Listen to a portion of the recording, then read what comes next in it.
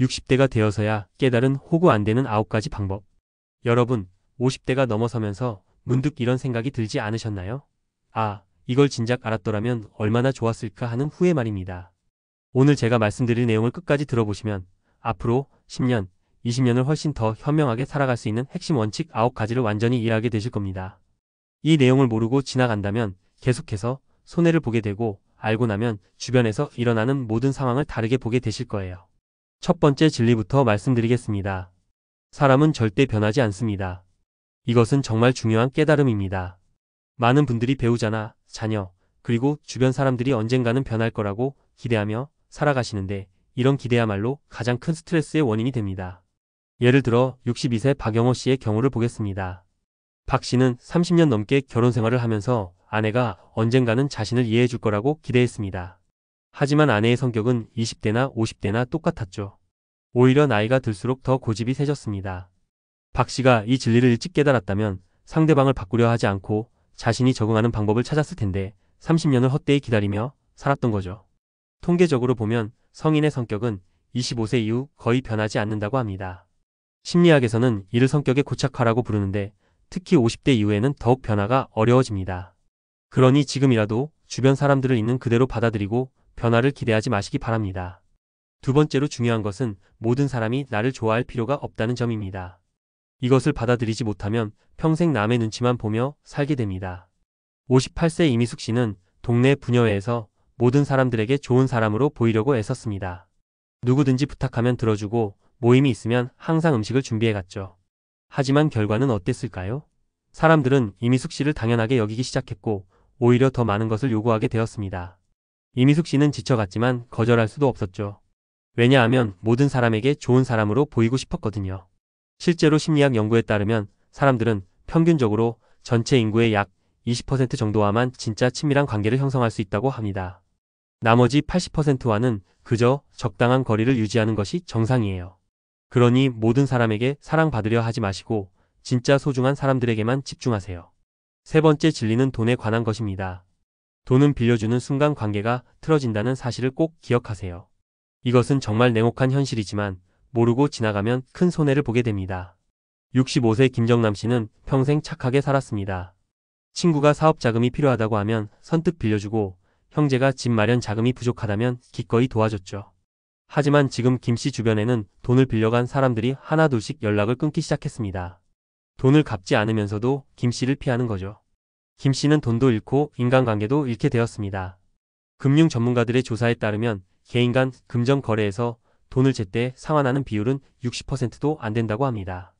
특히 가족이나 친구 사이일수록 더 느슨해지는 경향이 있어요. 그러니 돈을 빌려달라는 요청을 받으면 그냥 줄 수 있는 만큼만 주시거나 아예 거절하시는 것이 현명합니다. 네 번째로 알아야 할 것은 말과 행동이 다른 사람을 조심해야 한다는 점입니다. 진심은 말이 아니라 행동에서 나타나거든요. 59세 최순자 씨는 새로 이사온 동네에서 한 이웃과 친해졌습니다. 그 이웃은 항상 좋은 말만 했어요. 최 씨를 친언니처럼 생각한다고 하고 뭐든 도움이 되고 싶다고 했죠. 하지만 정작 최 씨가 몸이 아파서 도움이 필요할 때는 핑계를 대며 나타나지 않았습니다. 반대로 그 이웃이 도움이 필요할 때는 항상 최 씨에게 연락했고요. 최 씨는 나중에서야 그 사람의 진심을 알게 되었습니다. 행동 경제학에서는 이를 말과 행동의 불일치라고 부르는데, 사람들은 자신에게 유리할 때는 좋은 말을 하지만 실제 행동으로 옮기는 것은 별개의 문제라는 것입니다. 그러니 누군가를 판단할 때는 그 사람이 실제로 어떻게 행동하는지를 보세요. 다섯 번째 진리는 감정적으로 결정을 내리면 반드시 후회한다는 것입니다. 특히 나이가 들수록 신중함이 더욱 중요해집니다. 61세 장민호 씨는 화가 났을 때 충동적으로 직장을 그만뒀습니다. 상사와 다툰 후 그 자리에서 사표를 냈던 거죠. 하지만 나중에 냉정해지고 보니 퇴직금도 제대로 받지 못했고 새 직장을 구하기도 어려웠습니다. 60대에 새로운 일자리를 찾는 것이 얼마나 힘든지 그때서야 깨달았던 거예요. 신경과학 연구에 따르면 감정이 격해진 상태에서는 합리적 판단을 담당하는 뇌 부위의 활동이 현저히 떨어진다고 합니다. 그래서 중요한 결정은 최소 24시간 후에 내리는 것이 좋다고 전문가들은 조언합니다.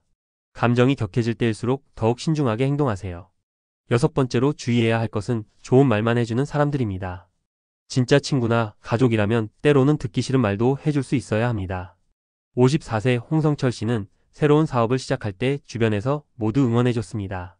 모든 사람이 좋은 아이디어라고 했고 성공할 거라고 격려해줬죠. 하지만 단 한 사람, 홍 씨의 오랜 친구인 김 씨만은 다르게 말했습니다. 시장 조사가 부족하다고, 자금 계획이 허술하다고 솔직하게 지적했어요.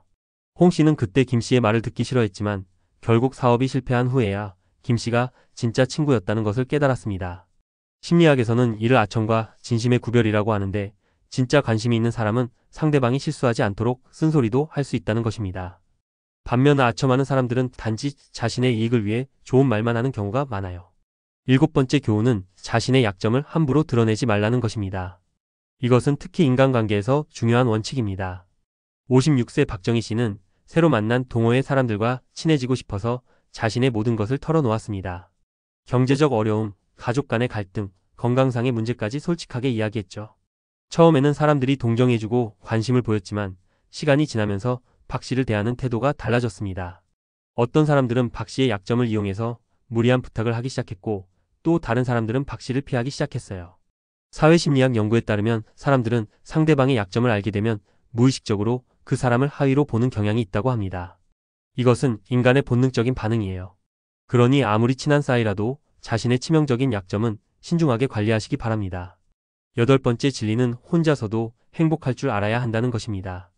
남에게 의존하는 행복은 언제든 사라질 수 있거든요. 63세 오연숙 씨는 평생 남편에게 의존해서 살았습니다.